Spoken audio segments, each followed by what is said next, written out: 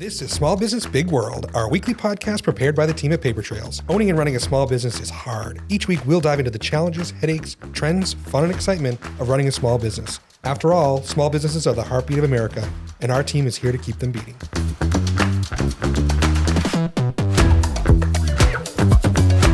Welcome to Small Business Big World, our weekly podcast where we talk about everything small business. Today, I've got Pat Brady here, Bergen Parkinson, attorney Chris. at law. Welcome. Thank you so much for joining us. Thank you. Pat's also a little bit unique in that he's an attorney, but he's also a small business owner on the side, a little side hustle, right? Yeah, Tell me about that. right. What you got on the side? Yeah, definitely. So we've actually, this may be news to Chris, it may not be. We actually got two kind of side things going. Oh. One is we do own Mail Unlimited, which is a kind of an institution around here in Kennebunk, or at least I like to think it is. Yeah. That's one. My wife and I did buy that a couple of years ago now. It's amazing how fast time flies. And the second is, as part of trying to grow Mail It, we ended up buying a gift box company. Oh. It's called Crateful of Maine, which some people may know it from just kind of being around buying gifts and stuff like that. But we That's bought awesome. it from a gentleman up in Portland almost a year ago Well, now. there you go. That is news Yep. to me. Yeah. Congratulations. So, yeah. Well, good. Well, so today's topic is buying a small business, how to buy a small business. So Pat's going to put his lawyer hat on. He's going to put his small business owner hat on, and we're going to kind of talk through that. But before we do that, don't forget, we got a little housekeeping. We got to like, follow, share, rate, review, subscribe. Getting pretty good at that. At Small Business Big World, everywhere you want to see us. We're all over socials. We're all over the podcast places. So check us out. If you have questions for us, for Pat, for any of our guests, you can always email us at podcast@papertrails.com, and we'll get back to you and get those questions answered or talk about them in a future episode. So Pat, let's talk about how to find buying a business, right? So for some god-awful reason, some of us like to be crazy and be entrepreneurs and start businesses and buy businesses. So Yep. what do you think, how are people going about finding those businesses? That's the big thing, right? I mean, Sure. certainly, we see with our client base, every time a business changes, there's a little bit of confidentiality, things. Nobody wants to disrupt the apple cart, but they, Right. a lot of people may want to get out of their business, right? Yep. How are you finding people are finding those businesses to buy? Yeah, definitely. And so I'll back up a little bit and just kind of pick up on what Chris said in the intro, is that I am, in addition to the Mail It and Crateful stuff, I am also an attorney. Just started at Bergen Parkinson this year. I was at a larger firm up in Portland before that. But a big part of my practice is buying, selling businesses, representing people who are buying and selling businesses. So I can speak to kind of how we found our opportunities and then what I'm seeing from a lot of my clients. And ourselves, we found these opportunities online. There's a lot of websites that people are probably familiar with. One of them is called Biz Buy Sell, I think it is, and then there's another one called LoopNet. And these websites are things that really anyone has access to.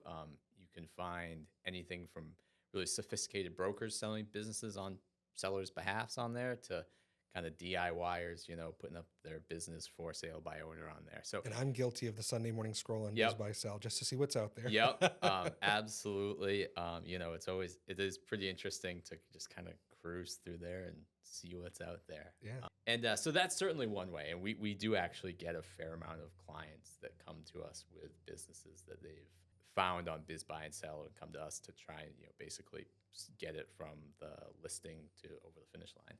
You do see a lot of management succession. So a lot of either, employees looking to take it over from the owners that are retiring.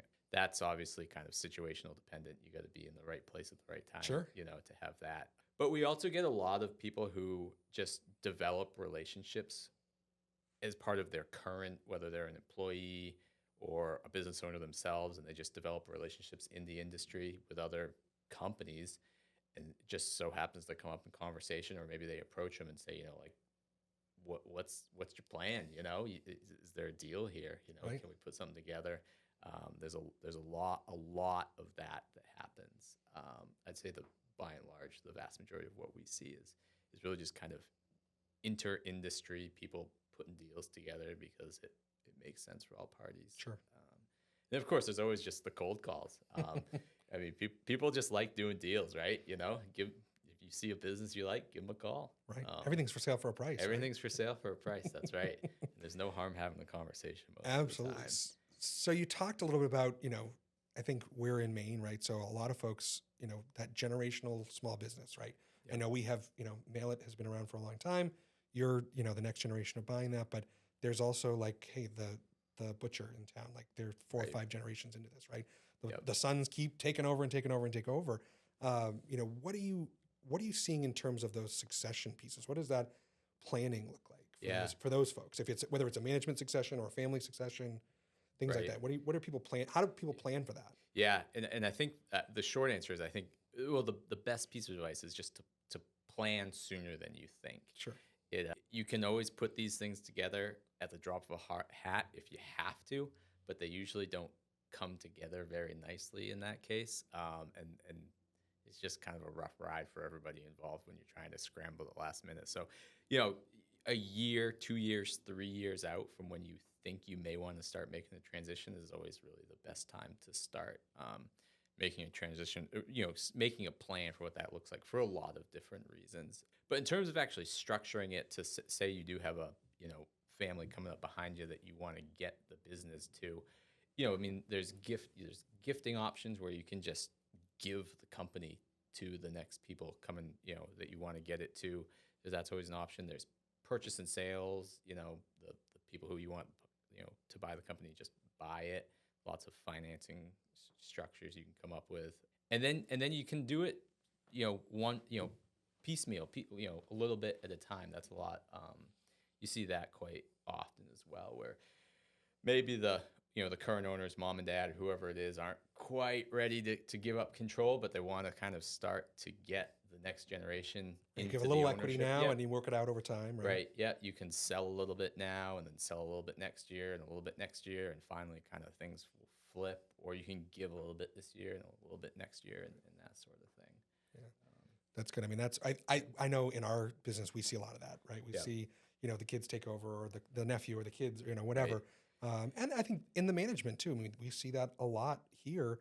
A succession plan could be, you know, hey, if your manager's running your business, great, and you get to go to Florida for 6 months. Right. You know, things are good, but eventually you want to step back completely and certainly give that next person the opportunity to own a business. And the other big thing about sort of planning is it gives you, if you have a timeline in mind, the objective is to really if you want to maximize the value of the company for yourself, particularly if you're going to be selling it to an outside party and you're really looking to maximize the value of the company, planning ahead and really, you know, making operations as efficient as possible and quite honestly, efficient means profitable. Profit, right? getting Says that the attorney. Getting that profit up as high as you can, because as you'll know, Chris, you know, businesses are most often bought and sold as a multiple of profit. Mm-hmm.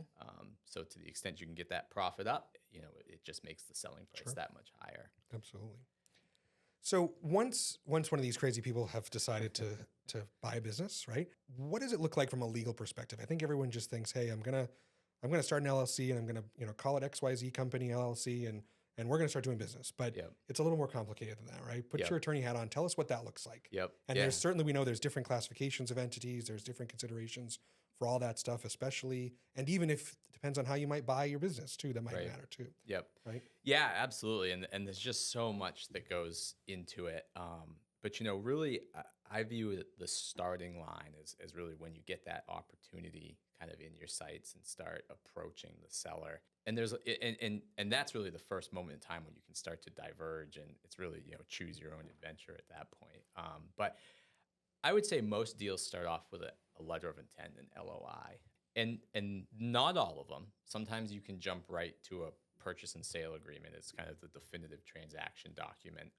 But an LOI is helpful to really kind of get everybody on the same page. Most LOIs, except for a few provisions in there, are non-binding. So you're not, you know, signing yourself up to anything right out of the gate with an LOI, but it will at least get everybody on the same page in terms of things like purchase price, transaction structure, that sort of thing. And when I say transaction structure, I'm talking about things called stock purchases or asset purchases. And I can speak to that a little bit more here in a few minutes. But it's helpful to get everybody on the same page before you start spending money drafting documents, because the documents are going to be drafted off of whatever the party's deal is, whatever that business deal is. And so you don't want to be wasting time and money. And every deal's different. I mean, there's no cookie cutter, right? I mean, I'm sure you've done hundreds of deals, and there's 100 different ways to do them, right? Yep, that's absolutely true. You know, and you hear a lot about like, well, can't you just pull the form and use the form and or go online and grab a purchase sale agreement. And the risk there is exactly what you just said is no deal is the same. There's always I personally have never pulled a form document and just put names on it and shipped it out. There's always some nuance that's got to be picked up there. So once you get your letter of intent, we're saying this party's going to buy this from this person, right? Yep. You've got to set up an entity, a legal entity, right? You got to Yep. figure out now there's a legality there, there's the taxability there, there's different Right. considerations, right? So what does that look like in terms of forming that entity? Yep. Yeah. So the big two that most people pick from, well, three: a sole proprietorship, which is just Chris out doing business or Patrick out just doing business by themselves, just their own individual person. That's doing business without a corporate entity. Then you've got a corporation or an LLC. Those are the two other big ones. There are others, but they're more or less historical.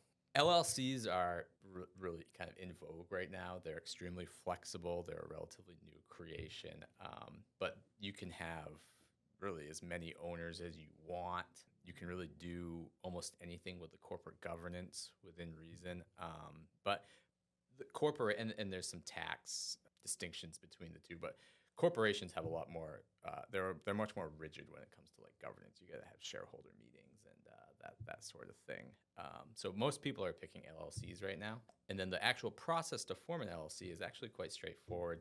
You file this thing with the Secretary of State all the way up in Augusta.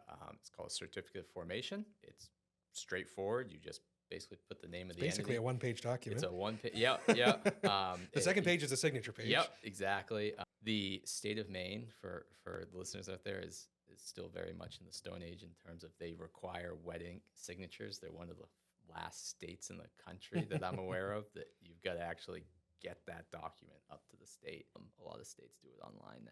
But so yeah, you get your certificate of formation up there, and then you adopt something called an LLC agreement or an operating agreement.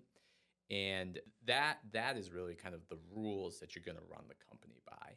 And it's still where they become incredibly important is when you have multiple owners, because it's that agreement between the owners that's going to speak to like who does what and how much money each person gets and so on and so forth, and what approvals you need to do certain things and so on and so forth. It's extremely important for that reason. Even with a single owner, you should still have one, even though it sounds a little silly to say, it's an agreement between myself, the owner of the company, and myself as the company. It can be a little silly, but it's still important to do, and it's still important to observe all those formalities, because a corporate entity is only going to provide as much protection as you sort of observe of the entity. So what I mean by that is the value of a corporate entity is the liability protection that it provides the owners. So if there's some liability of the LLC that the LLC can't satisfy, it generally protects the owners from having to. And that's the big thing, right? If you're sole prop, you don't have that legal barrier, right? So if someone slips and falls on your property and you own it in your personal name, they're coming after you, you're coming after your house, your retirement, all that stuff, right? Exactly. Yep. If you have an entity formed, you have an LLC formed, essentially, I mean, I'm sure some great attorney out there could pierce this, and I'm sure they have, but, essentially someone slips and falls, they can only take what is owned by that entity. Right. And exactly. And that's why you see when people buy, when they have multiple, real estate properties and that sort of thing, they buy them all in separate LLCs. That's the Grant Cardone thing on TikTok, right? That's what everyone's. I have 37 LLCs. Someone to walk my dog is in an LLC.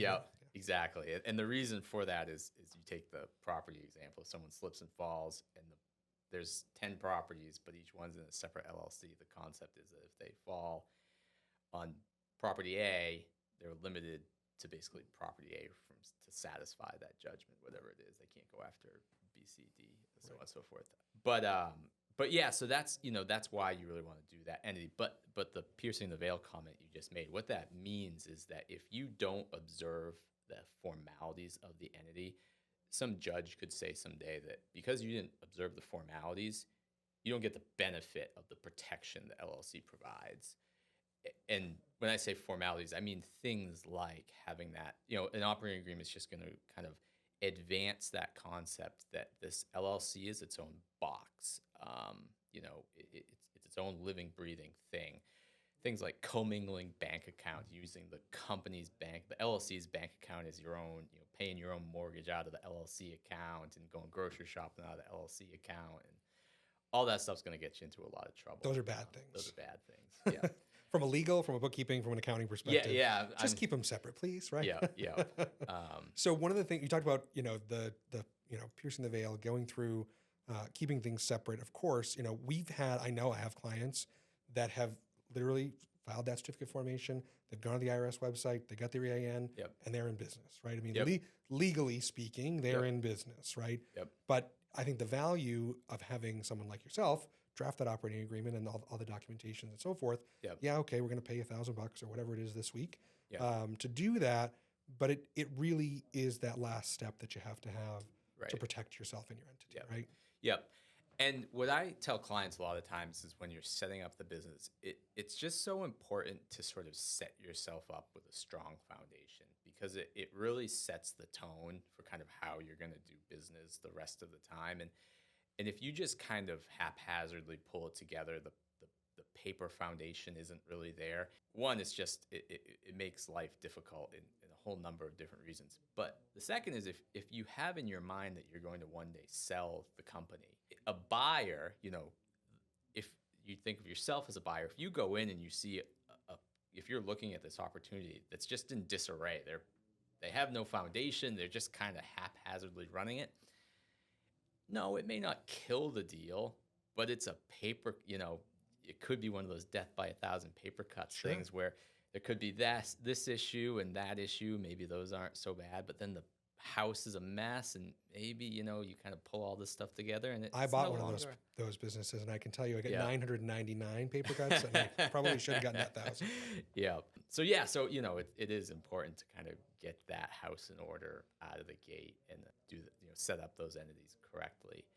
So I think, you mentioned something really important. When you're buying a business, in most terms, right, someone is exiting this business. Even when you're buying it, even though if your exit plan isn't for 20, 30, 40, 50 years, it's important to start thinking about that at the beginning, right? Yep. And that comes from, okay, I've got my business. Business is a business is an asset. It's valuable, right? Yep.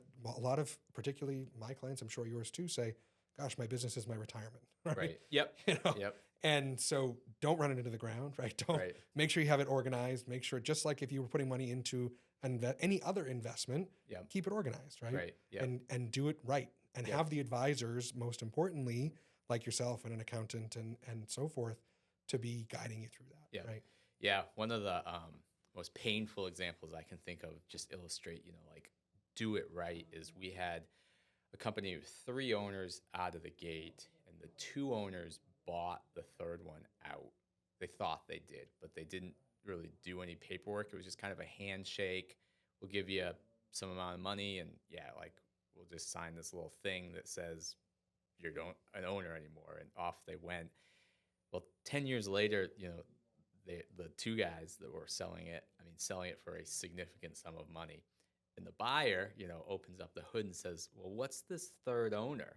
And, the response is, well, he's not an owner anymore. Well, yeah, he actually is. Whatever you guys did back then was not enough. He's still an owner. You got to go find that guy, and you got to get him to sign a release. And, of course, at that time, the value of the business is huge. Well, significantly more than it was way back. And, of course, that guy's not going to just sign a release at this point. So that was kind of a tough one to work through. But so it's stuff like that. There's lots of horror stories like that. But but keep yourself organized, right? Do it right. Don't. I mean, I am one of these trusted advisors. I consider myself that. But don't be afraid to call your trusted advisor. And it may cost you a couple $100 to have that conversation, but could save you tens or hundreds of thousands of dollars down the road potentially, right? Exactly. Depending on the scenario. So I know, just to shit on you for a minute, everyone's afraid to call a lawyer, right? God, they bill me by the minute, right? Yep. But sometimes, most of the time, that's really warranted. Right. And don't be afraid to do that. Yep. So we like to think we can add value once in a while. Not just add to the bill, right? Yeah, That's, exactly. Exactly. Good. But yeah, so I guess to jump back to the buying the business entity sort of thing, and actually how you're structuring their transactions is also going to play into how you set up the entity. To go back to what I mentioned initially, there's really kind of 2 types of transactions: what they call asset transactions and then stock transactions, stock deals, equity deals, whatever you want to call them. And the distinction between the two is in an asset deal, think of it as the seller has their LLC or corporation, whatever. That's that box. That's the seller owns that company. There are assets within that: cars, trucks, desks, goodwill, contracts, all that good stuff. In an asset deal, what you're going to do is you're going to set up your own entity, your own LLC, a new box, a box that you own. You're going to pick up those assets from the seller's box and put them into your box. That's an asset deal. In a stock deal, you're going to buy the whole box. You're going to buy the stock, the ownership, whatever represents the ownership of that box. That's what you're buying in a stock deal. There's good things and bad things about both transactions. Most, I would say, are asset deals. Well, with a stock deal like that, you're also buying the liabilities and potential future liabilities, exactly. right? So who knows, the previous owner may have screwed up a year ago, right, and you don't know about it. And if you buy that box, right, that's your problem now. Yep, exactly. Right? Yep, exactly. So, so most people do prefer asset deals because of that.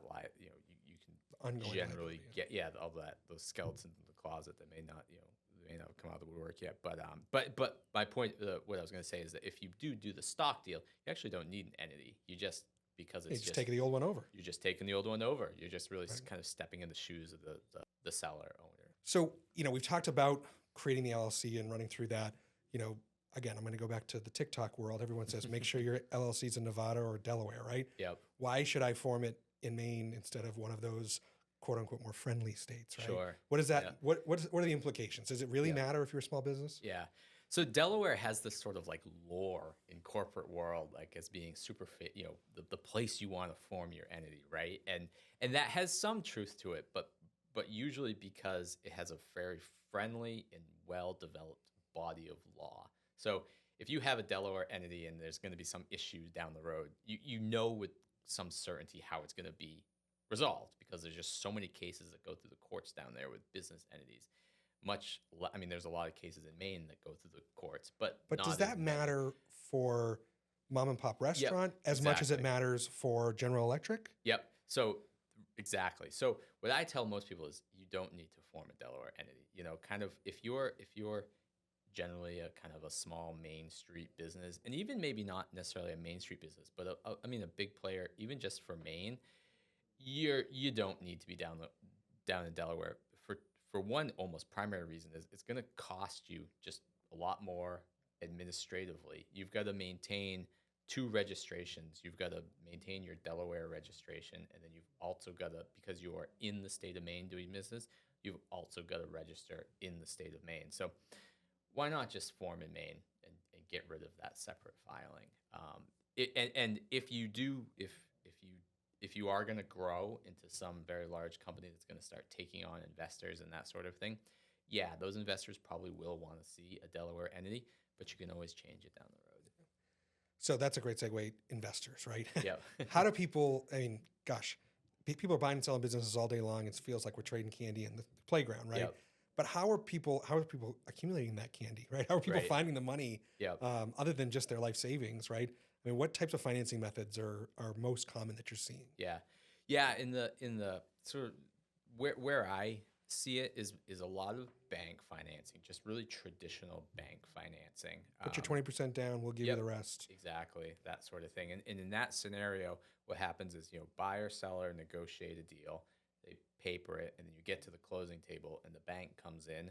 So buyer gives their 20% to the seller, the bank comes in, gives the 80%, and the buyer is just borrowing that money from the bank. That's a really sort of conventional way to do it. The challenge with a lot of Maine businesses in particular, but probably nationwide, is that banks don't like, quote, goodwill.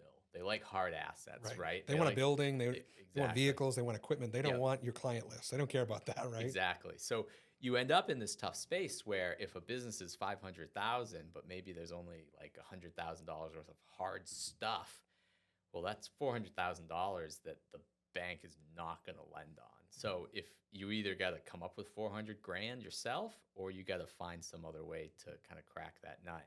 And how you do that in most cases is either seller financing, and what that means is the seller says, the seller acts as a bank in that scenario, and they just basically say, yeah, pay me out over time. That's one way to do it. And there's all the sorts of, push and pull and negotiation of what that looks like. How long are you going to pay them out over? And you can stack some of those things sometimes, right? Yep, Maybe you'll do bank, exactly. maybe you'll do seller financing, you may be able to bring an investor in, you can do multiple things, right? Yep, exactly. And then another really powerful one that I like is an SBA loan. And how the SBA loans work generally, and I am no banker by any stretch of the imagination, but the SBA will come in and guarantee a traditional bank loan. And what that allows a traditional bank, a local bank, is to lend on that goodwill, knowing that the federal government is going to stand behind it. So if things go catastrophically wrong and the bank's not really stuck holding, in that $500,000 example, $500,000 of $100,000 of trucks and $400,000 of just goodwill. Right, the government's going to come in and secure that. The government's going to come in and just give the bank that that money they're out of pocket, and they're happy. Obviously caveats with all that, but Sure. but they're happy. That is a pretty attractive way to satisfy to kind of. It's sometimes not the cheapest way to do it, though. SBA Correct. has their own fees that you as the borrower are going to pay, right? Exactly. But certainly it's a tool. It's a tool in the toolbox. Yep, absolutely. So and with that, like you just said, you can stack that traditional bank, SBA debt, seller finance, all that sort of stuff. So it's, I don't think we see this a lot in our market, particularly with smaller businesses, but, people bringing in investors like, hey, this is the business I'm going to make. I'm going to pitch it to you. I need $500,000 and I'll turn it into, 20 million or whatever, right? Over 10 years or whatever. Yep. Do you see a lot of that in the small business space? Yes and no. It's that once you do start bringing in, I mean, if it's just, kind of two friends pooling their resources and going in, that's one thing. And you do see that quite a bit. But you're not seeing Shark Tank. But, well, there is actually quite a bit of that in Maine, a lot less so than, like San Francisco, for example. But that does exist. And it becomes harder, right? Because the federal government, the SEC, regulates who can invest in these sorts of startup companies. You have to be what's called an accredited investor. And an accredited investor is a defined term. There's financial thresholds that you have to meet, annual income or assets to be a quote accredited investor. And when you're going out soliciting investments, you can generally only take it from accredited investors. So you kind of got to know a lot of wealthy people or people that are quote accredited investors, or know people that know people. So it's certainly possible, and it certainly happens in Maine. But I would say and what a lot of those companies in Maine that are raising that money, it's not necessarily from even just Maine individuals. It's people who have People from outside. Yeah, exactly. But it certainly does happen in Maine. All right, interesting. Yeah, and ESOPs are a really interesting tool as well that are very popular right now, and which is an employee stock ownership plan. Yep, and that kind of takes on a whole different level of complexity, but it can be an attractive way for people to exit. So we actually have a podcast episode scheduled to talk about ESOPs. Oh, perfect. Well, so that'll be the next thing. But that is definitely something that is, particularly in our market, has become really business friendly. And really what happens is the owner essentially transfers the assets of the business to the employees. Yep. And they become owners legally, right? And certainly every one of these operates a little bit differently. You talk about those operating agreements. But it's a really interesting model that a lot of folks are doing nowadays. And what people really like about them, sellers at least, it's sort of almost an opportunity to kind of create your own buyer, because you just create, as you guys will get into it, you create a trust, and the trust buys the stock from you. Yeah. Pretty interesting stuff. Very interesting. So let's wrap up with the thing that always is the last thing to be talked about before a deal closes. And will be the last thing we talk about today. It's talking about asset allocation, right? So I've seen many, many deals go through.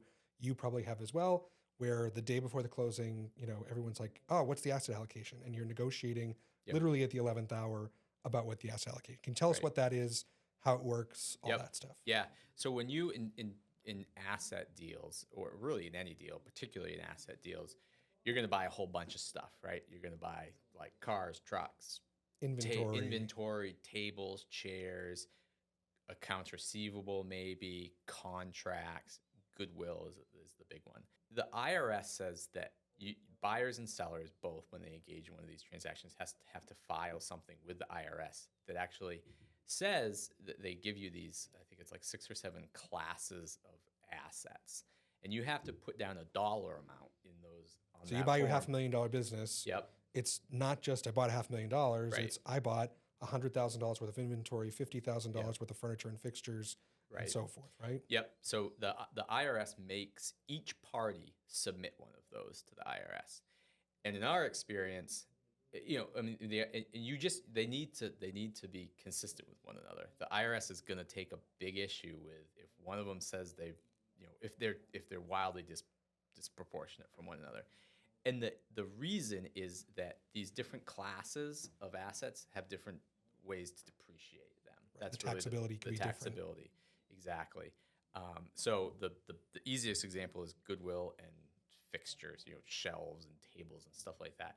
Typically, as a buyer, you want all of your allocation into like that stuff like fixtures and the hard assets, because you can write that off as soon as you leave the closing table. Goodwill, if you put a lot of it into goodwill, you have to amortize that over 10 or 15 years. Or something longer. like that. Sometimes depends on what you're buying. Right. So you can only get a little bit of a tax deduction each year for that. But on the seller side, you want all of that into goodwill. As you want to push as much of that into those sorts of buckets, because it's capital gain for you versus these Other than ordinary income. right. These hard assets are often going to be ordinary income, which means a higher tax rate and an immediate tax hit. And I still never understand why. Maybe the realtors don't understand this, but you'd think when they're drafting the purchase and sale and you're having these conversations, you start at the beginning with these kind of things. Yep. It should be in that letter of intent, I would think. Yep. But for whatever reason, it always seems like it's the thing that is Right. holds things up at the closing table, right? Yep. And I like to we use these things called disclosure schedules quite often in our purchase and sales agreements, and what they are a really healthy, robust purchase and sale agreement is going to say basically what the deal is, and then it's going to go through and it's going to have all these disclosures, these reps and warranties is what they're called. They're statements that the seller is going to make about the business that they're selling. There's no litigation. The company's in good standing. There's no outstanding tax audits. I mean, no employee, fair labor violations, all that good stuff. And it's going to reference schedules. If there's any exceptions to that, it goes on a schedule. Just the asset allocation is another schedule. Put it in the beginning. Put it at the beginning. So one thing we really didn't talk about is you talked about, the due diligence. Yep. Right. We didn't talk about due diligence, but when you're buying a business, you should do some due diligence and making sure there are no legal pitfalls, there's no issues, there's no lawsuits, those kind of things. Yep. Make sure the books are as they are presented. Yep, exactly. Making sure what you're buying is real. Yep. And the thing to always keep in mind is that when you're buying a business, when you get past the finish line, really the only recourse you have against a seller is what's in the purchase and sale agreement. So it becomes so important to whatever you care about, whatever you're making your decision on to buy that business, it's got to be in the purchase and sale agreement. Make sure whatever financial statements you're using to base your decision off of, you got to reference those in your purchase and sale agreement. Because if you just sign a purchase and sale agreement that says, I'll buy your business for $200,000, and then post-close you find out that the financial statements they gave you are full of garbage and they're meaningless, and lo and behold, the company doesn't make $200,000, it makes $10,000 a year, and there's this lawsuit they didn't tell you about and all this stuff. You're in a There's not much you can go back for. pretty tough spot there. Well, good. Yep. Well, good. Well, that was a quick summary of how to buy. There's a lots of ins and outs, and I would encourage everybody, if you were thinking about doing that, find a good attorney to represent you. Yep. Don't be afraid of the bill. It will be well worth it. Yep. Because certainly, as we know, there's lots of folks out there that may not be doing things on the up and up. Yep. And we don't want anybody to come under there. So. Exactly. Just really quick, I got a plug for my friends at Strategic Talent Management. So we know that people are the most important ingredient in our business's success. And our friends over at Strategic Talent Management believe the way to take your organization to the next level begins with knowing your people and yourself. When leaders and managers are spending fewer hours addressing the fallout of disengagement, mediocre performance, and unclear communication, they have the time and energy to achieve the organization's goals. Tune into our friends STM's People Solutions podcast. So they also have a podcast. on your favorite platform every other Thursday, and they dive into all sorts of people challenges and offer practical solutions for that. So that's a very people-focused podcast. Strategic Talent Management is a client of ours, but they're also great friends, and we use their services in our hiring assessments and so forth. They're really great folks. So, but Pat, thank you so much for joining us today. It's been really good. And anybody, certainly remember, like, follow, share, subscribe, rate, review on your podcast platform for Small Business Big World. And again, if you have any questions for us, feel free to email us at podcast@papertrails.com. How do folks get in touch with you? We have any good way you want to get through us? Yeah, no, through Chris is fine. P Brady at bergenparkinson.com. Perfect. There's a good email. Perfect. So again, feel free to get in touch with us and or with Pat if you have questions. And I wish everyone the best of luck that wants to buy a business. It's a roller coaster. Go get them. Good. Thanks so much to everybody. We'll see you next week. Thanks, Chris. Thanks for listening to this week's episode of Small Business Big World. This podcast is a production of Paper Trails. We are a payroll and HR company based in Kennebunk, Maine, and we serve small and mid-sized businesses across New England and the country. If you found this podcast helpful, don't forget to follow us at Paper Trails Payroll across all social media platforms, and check us out at papertrails.com for more information. As a reminder, the views, opinions, and thoughts expressed are the hosts and guests alone. The material presented in this podcast is for general information purposes only and should not be considered legal or financial advice. By inviting this guest to our podcast, Paper Trails does not imply endorsement of or opposition to any specific individual, organization, product, or service.